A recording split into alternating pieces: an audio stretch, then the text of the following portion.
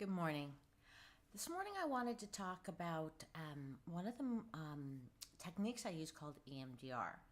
EMDR is an acronym for Eye Movement Desensitization Reprocessing. And it was created by Francine Shapiro. One day she was walking and she was having a lot of really distracting thoughts.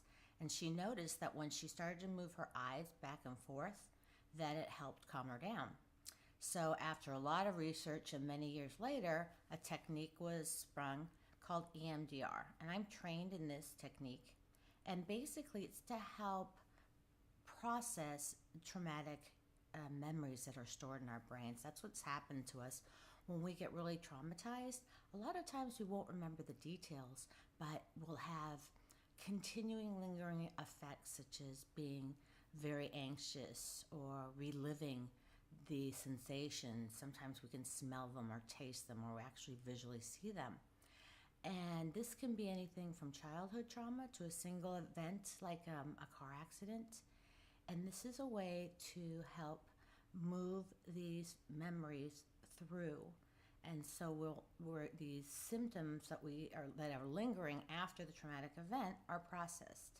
And it's done by something called bilateral stimulation. And that's just a fancy word for your eyes moving back and forth. So the finger movement goes like this, and the clients are asked to follow the finger while thinking about the traumatic event. Or something called tapping, which can be done on the shoulder alternately.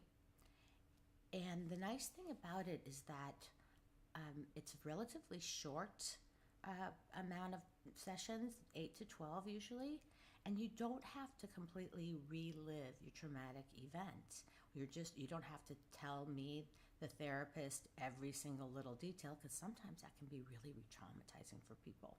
So it is something I use, and I'd be happy to discuss it further if you'd like to contact me at my website, wellnessbasedtherapy.com. Thanks.